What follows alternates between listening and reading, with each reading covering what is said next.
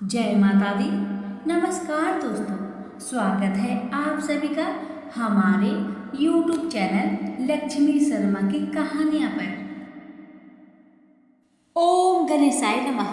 प्यारे भक्तगणों, आज आप सभी श्रवण करेंगे संकट चौथ व्रत में सुनी जाने वाली सभी पुण्य फल देने वाली संपूर्ण कथा एक साथ। इन कथा को जो भी भक्त श्रद्धा भक्ति से पूरा सुनता है उसकी मनोकामना चौथ देव चौथ माता गणेश महाराज अवश्य पूर्ण करते हैं। कथा को श्रद्धा पूर्वक पूरा अवश्य सुनिएगा।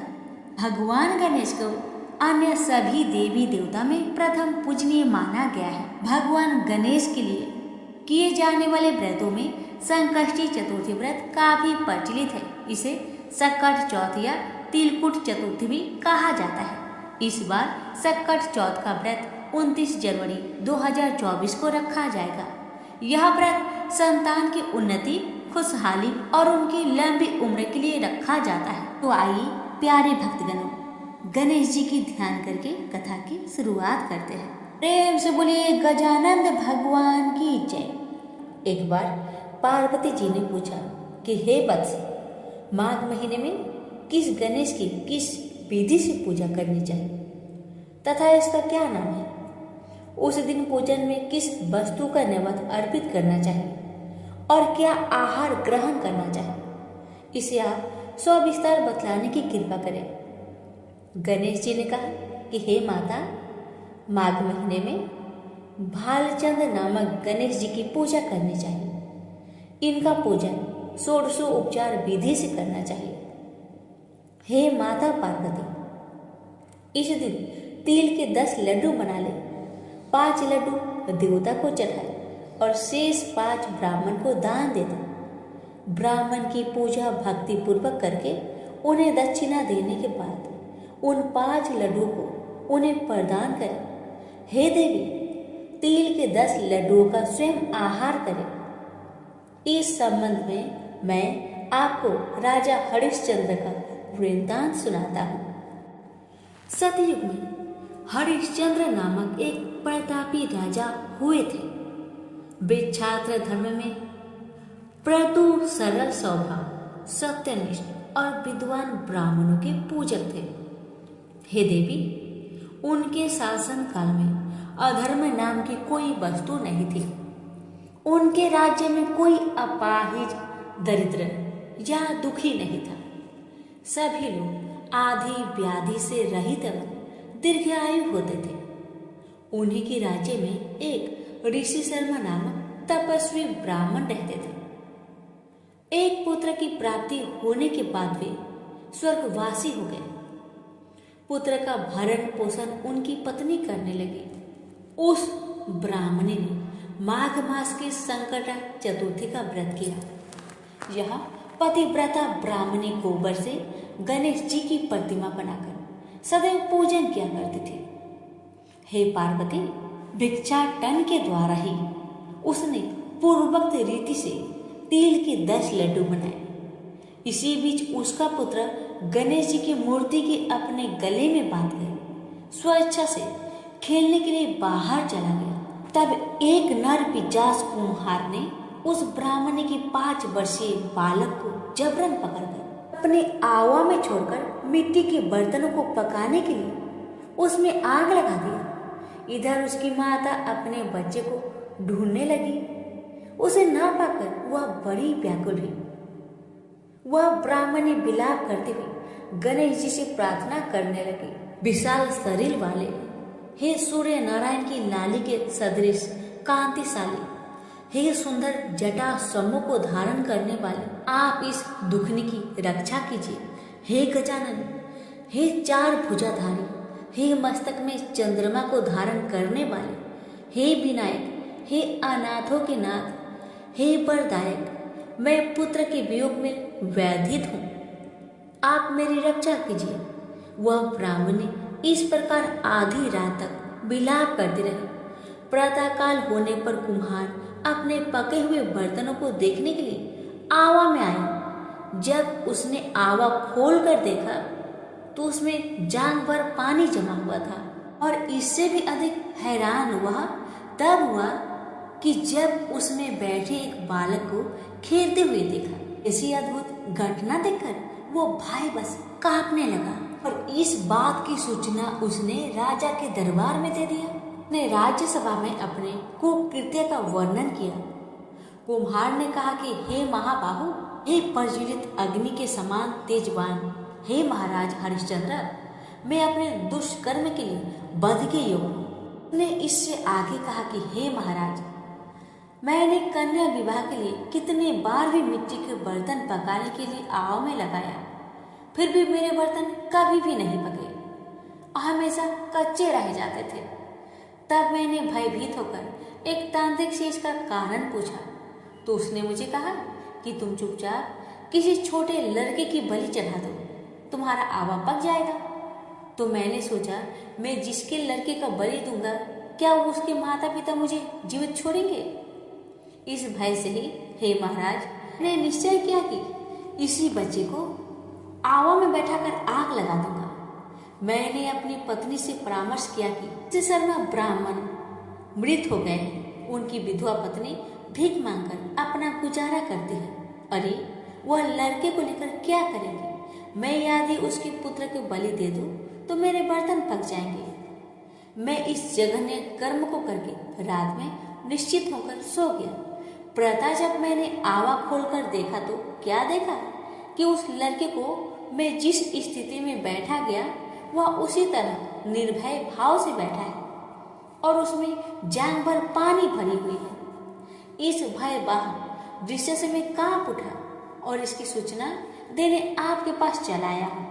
हार की बात सुनकर राजा बहुत ही विस्मित हुए और उस लड़के को देखने के लिए आए।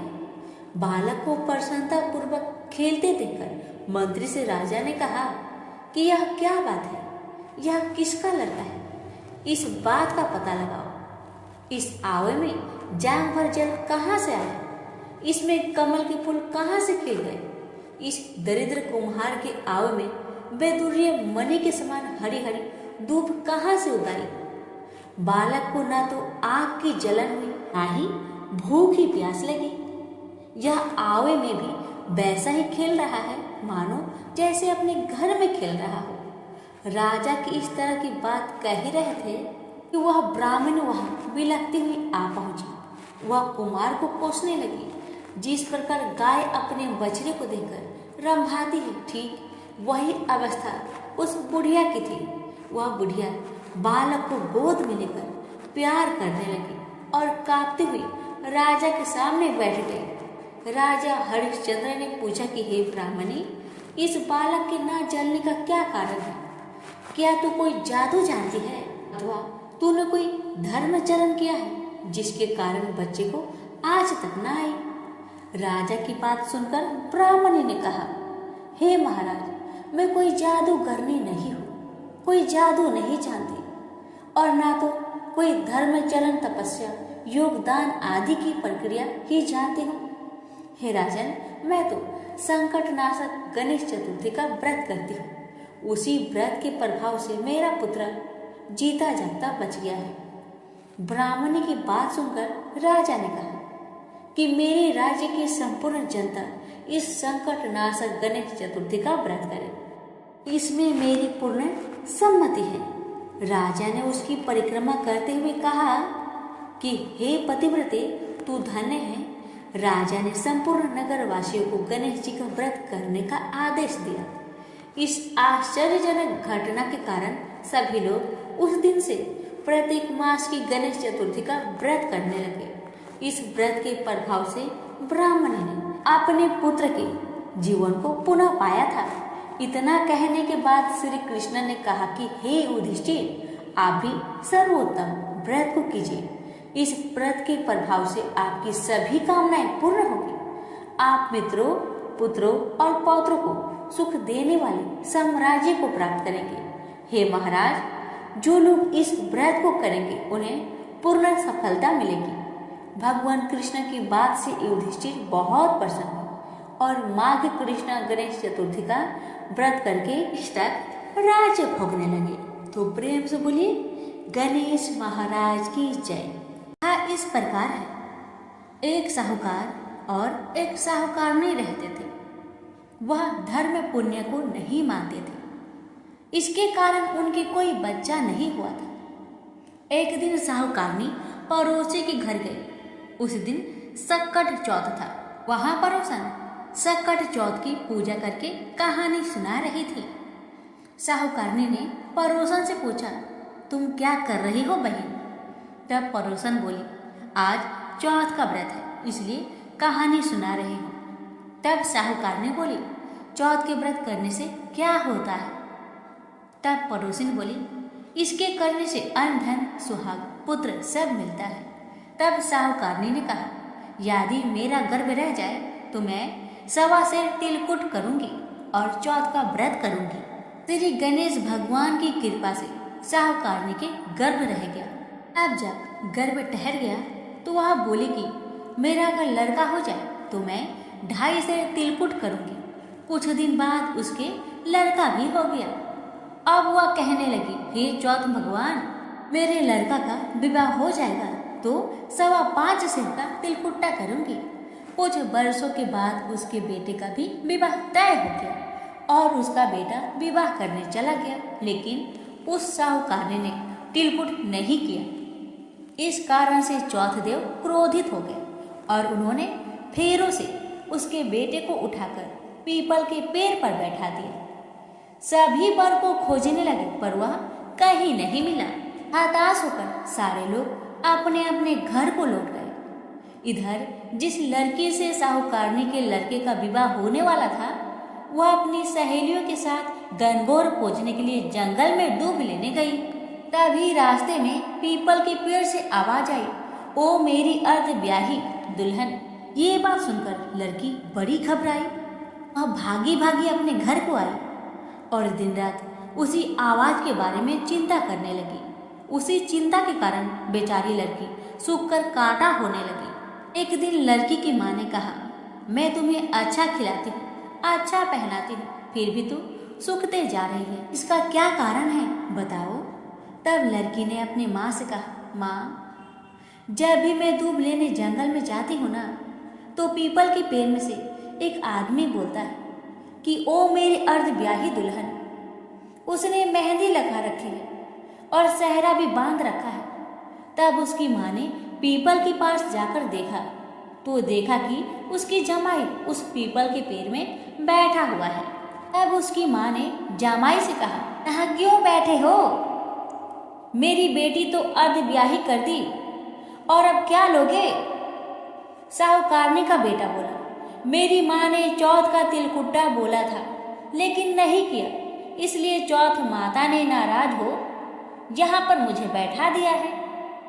यह सुनकर उस लड़की की माँ साहूकारनी के घर गई और उससे पूछा कि तुमने सक्कट चौथ का कुछ बोला है क्या? तब साहूकारनी बोली, तिलकुट्टा बोला था। उसके बाद साहूकारनी बोली, तेरा बेटा घर आ जाए तो 2.5 मन का तिलकुट करूंगी। इससे श्री गणेश भगवान प्रसन्न हो गए और उसके बेटों को फेरे में लाकर बैठा दिया। बेटे का विवाह धूमधाम से हो गया। जब साहूकारनी के बेटा एवं बहू घर आ गए, तब साहूकारनी ने 2.5 मन तिलकुट्टा किया और बोले, हे चौथ देव, आपके आशीर्वाद से मेरा बेटा बहू घर आए हैं, जिससे मैं हमेशा तिलकुट करके व्रत करूंगी। इसके बाद सारे नगर वासियों ने तिलकुट के साथ सक्कट व्रत करना प्रारंभ किया। हे सक्कट चौथ, जिस तरह साहूकारनी को बेटे बहू से मिलवाया, वैसे ही हम सबको मिलवाना। इस कथा को कहने सुनने वालों का भला करना। प्रेम से बोलिए सक्कट चौथ की जय, श्री गणेश देव की जय। एक समय की बात है कि विष्णु भगवान का विवाह लक्ष्मी जी के साथ निश्चित हो गया। विवाह की तैयारी होने लगी। सभी देवताओं को निमंत्रण भेजे गए, परंतु गणेश जी को निमंत्रण नहीं दिया गया। कारण जो भी रहा हो, अब भगवान विष्णु की बारात जाने का समय आ गया। सभी देवता अपनी पत्नियों के साथ विवाह समारोह में आए। उन सब ने देखा कि गणेश जी कहीं दिखाई नहीं दे रहे हैं। तब वे आपस में चर्चा करने लगे कि क्या गणेश जी को नहीं न्योता गया है या स्वयं गणेश जी नहीं आए हैं। सभी को इस बात पर आश्चर्य होने लगा। तभी सबने विचार किया कि विष्णु भगवान से ही इसका कारण पूछा जाए। विष्णु भगवान से पूछने पर उन्होंने कहा कि हमने गणेश जी के पिता भोलेनाथ महादेव को न्योता भेजा है। यदि गणेश जी अपने पिता के साथ आना चाहते हैं तो आ जाए, अलग से न्योता देने की कोई आवश्यकता भी नहीं है। दूसरी बात यह है कि उनको 1.25 मन मूंग, 1.25 मन चावल, 1.25 मन घी और 1.25 मन लड्डू का भोजन दिन भर में चाहिए। यदि गणेश जी नहीं आएंगे तो कोई बात नहीं, दूसरे के घर जाकर इतना सारा खाना पीना अच्छा भी नहीं लगता। इतनी बार तक कर ही रहे थे कि किसी एक ने सुझाव दिया, यदि गणेश जी आ भी जाए तो उनको द्वार पर बनाकर बैठा देंगे कि आप घर का ध्यान रखना। आप तो चूहे पर बैठकर धीरे धीरे चलोगे तो बारात से बहुत पीछे रह जाओगे। यह सुझाव भी सबको पसंद आ गया तो विष्णु भगवान ने भी अपनी सहमति दे दी। होना क्या था, इतने में ही गणेश जी वहां आ पहुंचे और उन्हें समझा बुझाकर घर की रखवाली करने बैठा दिया गया। बारात चल दी। तब नारद जी ने देखा कि गणेश जी तो दरवाजे पर ही बैठे हुए हैं, तो वे गणेश जी के पास गए और रुकने का कारण पूछा। गणेश जी कहने लगे कि विष्णु भगवान ने मेरा बहुत अपमान किया है। नारद जी ने कहा कि आप अपनी मूषक सेना को आगे भेज दीजिए तो वह रास्ता खोद देगी, जिससे उनके वाहन धरती में धंस जाएगी। तब आपको सम्मान पूर्वक बुलाना ही पड़ेगा। अब तो गणेश जी ने अपनी मूषक सेना जल्दी से आगे भेज दी और सेना ने जमीन पोली कर दी।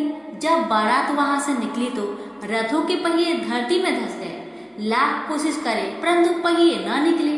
सभी ने अपने अपने उपाय किए परंतु पहिए तो नहीं निकले, बल्कि जगह जगह से टूट गए। किसी की समझ में नहीं आ रहा था कि अब क्या किया जाए। तब तो नारद जी ने कहा, आप लोगों ने गणेश जी का अपमान करके अच्छा नहीं किया। यदि उन्हें मनाकर लाया जाए तो आपका कार्य सिद्ध हो सकता है और यह संकट टल सकता है। भगवान शंकर ने अपने दूत नंदी को भेजा और वे गणेश जी को लेकर आए। गणेश जी का आदर सम्मान के साथ पूजन किया। तब कहीं रथ के पहिए निकले। अब रथ के पहिए निकल तो गए परंतु वह टूट फूट गए थे। उन्हें सुधारेगा कौन? पास के खेत में खाती काम कर रहा था, उसे बुलाया गया। खाती अपना कार्य करने से पहले श्री गणेशाय नमः कहकर गणेश जी की वंदना मन ही मन करने लगा। देखते ही देखते खाती ने सभी पहियों को ठीक कर दिया। तब खाती कहने लगा कि देवताओं, आपने सर्वप्रथम गणेश जी को नहीं मनाया होगा और न ही उनका पूजन किया होगा, इसलिए तो आपके साथ यह संकट आया है। हम तो मूर्ख अज्ञानी हैं, फिर भी पहले गणेश जी को पूजते हैं, उनका ध्यान करते हैं। आप लोग तो देवतागण हैं, फिर भी आप गणेश जी को कैसे भूल गए? अब आप लोग भगवान श्री गणेश जी की जय बोलकर जाए तो आपके सब काम बन जाएंगे और कोई संकट भी नहीं आएगा। ऐसा कहते हुए बारात वहां से चल दी और विष्णु भगवान का लक्ष्मी जी के साथ विवाह संपन्न करा के सभी सकुशल घर लौट आए। हे गणेश जी महाराज, आपने विष्णु को जैसे कारज सरियो ऐसा कारज सबका सिद्ध कर जो। बोलो गजानन भगवान की जय। श्री गणेश कथा के अनुसार एक बार देवता कई विपदाओं में घिरे थे। तब वह मदद मांगने भगवान शिव के पास गए। उस समय शिव के साथ कार्तिकेय तथा गणेश जी बैठे थे। देवताओं की बात सुनकर शिव जी ने कार्तिकेय व गणेश जी से पूछा कि तुम में से कौन देवताओं के कष्टों का निवारण कर सकता है। तब कार्तिकेय व गणेश जी दोनों ही स्वयं को इस कार्य के लिए सक्षम बताए।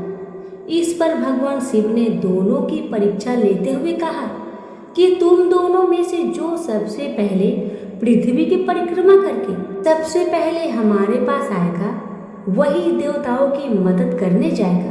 भगवान शिव के मुख से यह वचन सुनते ही कार्तिकेय जी अपने वाहन मोर पर बैठकर पृथ्वी की परिक्रमा के लिए निकल गए। परंतु गणेश जी सोच में पड़ गए कि वह चूहे के ऊपर चढ़कर सारी पृथ्वी की परिक्रमा करेंगे तो इस कार्य में उन्हें बहुत समय लग जाएगा। तभी उन्हें एक उपाय सूझा। गणेश जी अपने स्थान से उठे और अपने माता पिता की साथ पर परिक्रमा करके वापस बैठ गए। परिक्रमा करके लौटने पर कार्तिकेय स्वयं को विजेता बताने लगे। तब शिव जी ने श्री गणेश जी से पृथ्वी की परिक्रमा ना करने का कारण पूछा। तब गणेश जी ने कहा, माता पिता के चरणों में ही समस्त लोक बसा है। यह सुनकर भगवान शिव ने गणेश जी को देवताओं के संकट दूर करने की आज्ञा दी। इस प्रकार भगवान शिव ने गणेश जी को आशीर्वाद दिया कि चतुर्थी के दिन जो तुम्हारा पूजन करेगा और रात्रि में चंद्रमा को अर्घ्य देगा, उसके तीनों पाप यानी दैहिकता, दैविकता तथा भौतिकता दूर होंगे। इस व्रत को करने से व्रतधारी के सभी तरह के दुख दूर होंगे और उसे जीवन की भौतिक सुखों की प्राप्ति होगी। चारों तरफ से मनुष्य की सुख समृद्धि बढ़ेगी, पुत्र पौत्र आदि धन ऐश्वर्य की कमी नहीं रहेगी। प्रेम से बोलिए गणेश भगवान की जय, कार्तिकेय जी की जय, उमापति शंकर भगवान की जय। एक बार की बात है कि भगवान गणेश एक बार छोटे बालक का रूप धरकर पृथ्वी पर गए और वहां उन्होंने सोचा कि मैं लोगों का परीक्षा लूंगा, इस धरती पर कुछ धर्म कर्म है भी या नहीं। भगवान गणेश अपने दोनों हाथों में एक एक छोटी चम्मच पकड़कर एक चम्मच में चावल और एक चम्मच में दूध लेकर गांव के सभी घरों में बारी बारी जाकर एक ही बात कह रहे थे कि कोई मेरे लिए खीर बना दो, कि कोई मेरे लिए खीर बना दो। लोग उसकी बात सुनकर उनका मजाक उड़ाते थे। सब गांव वाले उनसे कहते कि ए बुद्धू बालक, क्या कभी एक चम्मच चावल और एक चम्मच दूध से खीर बना है जो तुम घर घर घूमकर चिल्ला रहे हो कि मेरे लिए कोई खीर बना दो, कि मेरे लिए कोई खीर बना दो। ऐसा कह कहकर गांव वाले भेष रूपी गणेश जी का मजाक उड़ा रहे थे। भगवान गणेश गांव वालों की बातें सुनकर आगे बढ़ जाते हैं। ऐसे ही वह पूरे गांव में चलते चलते बालक आखिर में एक बुढ़िया माई के पास पूछते हैं। वहां बहुत से बच्चे खेल रहे होते हैं और बुढ़िया माई बैठी बैठी बच्चों के खेल को देख रही होती है। गणेश जी महाराज ने वहां जाकर कहा, बुढ़िया माई, ये चावल और दूध से मेरे लिए खीर बना दोगी क्या? छोटे से बालक की बातें सुनकर बुढ़िया माई ने हंसकर मजाक करते हुए कहा, बेटा खीर तो मैं बना दूंगी, लेकिन मुझे भी खीर देना होगा। भेष रूपी गणेश जी ने कहा, जरूर अम्मा, आपको मैं जरूर दूंगा, सब बच्चों को भी दूंगा। तुम चिंता मत करो बूढ़ी अम्मा, बस अपने घर में जाओ और जो सबसे बड़ा बर्तन हो उसे बाहर लेकर आओ। बूढ़ी माई ने बच्चे की कहे अनुसार घर के सबसे बड़े बर्तन को लेकर बाहर आए। घर के बने गणेश जी ने कहा, माँ इतनी छोटी सी भिगोनी से क्या होगा, कोई इससे भी बड़ा बर्तन लाओ, उसमें खीर बनाना। बुढ़िया माई फिर से एक बहुत बड़ा बर्तन लेकर आई, उसमें दूध और चावल डलवा दिए और चूल्हे पर खीर बनाने के लिए रख दिया गया। जब खीर में उबाल आने लगा तो बुढ़िया माई ने थोड़ी सी खीर प्याले में निकाल ली, थोड़ी सी ठंडी करके गणेश जी का नाम लेकर भोग लगाकर चखने लगी। खीर तो अति स्वादिष्ट बनी थी। बुढ़िया माई ने बालक से कहा, ले बेटा खीर बन गई है, अब तुम खा लो। उसके बेटे ने कहा, माँ खीर से तो मेरा पेट भर गया, अब आप खाओ और इन सब बच्चों को खिला दो। बुढ़िया माई ने कहा, बेटा तूने खीर तो नहीं खाई, फिर पेट कैसे भर गया? बालक ने कहा, आपने मेरा प्रेम से नाम लेकर दरवाजे के पीछे खड़े होकर खीर खाई थी, उससे मेरा पेट भर गया। बुढ़िया माई समझ गई कि यह बालक तो भगवान गणेश का ही रूप है। वह खीर सभी बच्चों को खिला दी, जो वहाँ खेल रहे थे उन्हें भी खिलाई, तो भी बर्तन भरा हुआ था।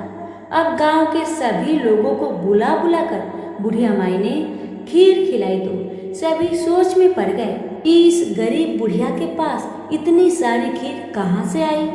अंत में बुढ़िया माई को गणेश जी ने आशीर्वाद दिया कि और जो खीर बच गई है उससे तुम घर में पीछे खारा खोदकर गाड़ो। फिर कुछ दिन बाद वो खीर सोना बन गई। बुढ़िया माई अब तो आनंद और ठाट बाट से रहने लगी। गणेश जी की कृपा से बुढ़िया की सारी दुख तकलीफ समाप्त हो गई। प्रेम से बोलिए गणेश महाराज की जय। एक बार गणेश जी महाराज एक सेठ जी के खेत में से जा रहे थे तो उन्होंने 12 दाने अनाज के तोड़ लिए। फिर गणेश जी के मन में पछतावा हुआ कि मैंने तो सेठ जी के यहाँ चोरी कर ली। तो गणेश जी सेठ जी के 12 साल की नौकरी करने लग गए। एक दिन सेठानी राख से हाथ धोने लगी तो गणेश जी ने सेठानी का हाथ पकड़कर मिट्टी से हाथ धुला दिया। सेठानी सेठ से बोली कि ऐसा क्या नौकर रखा है, नौकर होकर उसने मेरा हाथ पकड़ लिया। सेठ जी ने गणेश को बुलाकर पूछा कि तुमने सेठानी का हाथ क्यों पकड़ा? तो गणेश जी ने बोला कि मैंने तो एक सीख की बात बताई है। राख से हाथ धोने से घर की लक्ष्मी नाराज होकर घर से चली जाती है और मिट्टी से हाथ धोने से आती है। सेठ जी ने सोचा कि गणेश है तो सच्चा। थोड़े दिनों बाद कुंभ का मेला आया। सेठ जी ने कहा गणेश सेठानी को कुंभ के मेले में स्नान करा के ले आओ। सेठानी किनारे पर बैठकर नहा रही थी तो गणेश जी उनका हाथ पकड़कर आगे डुबकी लगवा लाए। घर आकर सेठानी ने सेठ से कहा कि गणेश ने तो मेरी इज्जत ही नहीं रखी और इतने सारे आदमियों के बीच में मुझे घसीटकर आगे पानी में ले गए। तब सेठ जी ने गणेश जी को पूछा कि ऐसा क्यों किया? तो गणेश जी ने कहा कि सेठानी किनारे बैठकर गंदे पानी से नहा रही थी तो मैं आगे अच्छे पानी में डुबकी लगवाकर ले आया। इससे अगले जन्म में बहुत बड़े राजा और राजपाट मिलेगा। सेठ जी ने सोचा कि गणेश है तो सच्चा। एक दिन घर में पूजा पाठ हो रही थी, हवन हो रहा था। सेठ जी ने गणेश को कहा कि जाओ सेठानी को बुलाकर ले आओ। गणेश जी सेठानी को बुलाने गया तो सेठानी काली चुनरी ओढ़कर चलने लगी तो गणेश जी ने काली चुनरी फाड़ दी और कहा कि लाल चुनरी ओढ़ के चलो। सेठानी नाराज होकर सो गई। सेठ जी ने आकर पूछा क्या बात है? तो सेठानी ने बोली कि गणेश ने मेरी चुनरी फाड़ दी। सेठ जी ने गणेश को बुलाकर बहुत डांटा और कहा तुम बहुत बदमाशी करते हो। तो गणेश जी ने कहा पूजा पाठ में काला वस्त्र नहीं पहनते हैं, इसलिए मैंने लाल वस्त्र के लिए कहा। काला वस्त्र पहनने से कोई भी शुभ काम सफल नहीं होता है। फिर सेठानी ने सोचा कि गणेश है तो समझदार। एक दिन सेठ जी पूजा करने लगे तो पंडित जी ने बोला कि वो गणेश जी की मूर्ति लाना भूल गया, अब क्या करे? तो गणेश जी ने बोला कि मेरी कोई मूर्ति बनाकर विराजमान कर लो, आपके सारे काम सफल हो जाएंगे। यह बात सुनकर सेठ जी को भी बहुत गुस्सा आया और वो बोले कि तुम तो अब तक सेठानी से ही मजाक करते थे, मेरे से भी करने लग गए। तो गणेश जी ने कहा मैं मजाक नहीं कर रहा हूँ, मैं सच बात कह रहा हूँ। इतने में ही गणेश ने गणेश जी का रूप धारण कर लिया और सेठ और सेठानी ने ही गणेश जी की पूजा की। पूजा खत्म होते ही गणेश जी अंतर ध्यान हो गए। सेठ सेठानी को बहुत धोखा हुआ और उन्होंने कहा कि हमारे पास तो गणेश जी रहते थे और हमने उनसे इतना काम करवाया। तो गणेश जी ने सपने में आकर सेठ जी को कहा कि आपके खेत से मैं 12 अनाज के दाने तोड़ लिया था, उसी का दोष उतारने के लिए मैंने आपके यहाँ काम किया था। गणेश जी की कृपा से सेठ जी के करोड़ों की माया हो गई। हे गणेश जी महाराज, जैसे सेठ जी को दिया वैसा सबको देना, कहते को, सुनते को और सारे परिवार को दे। प्रेम से बोलिए जय श्री गणेश।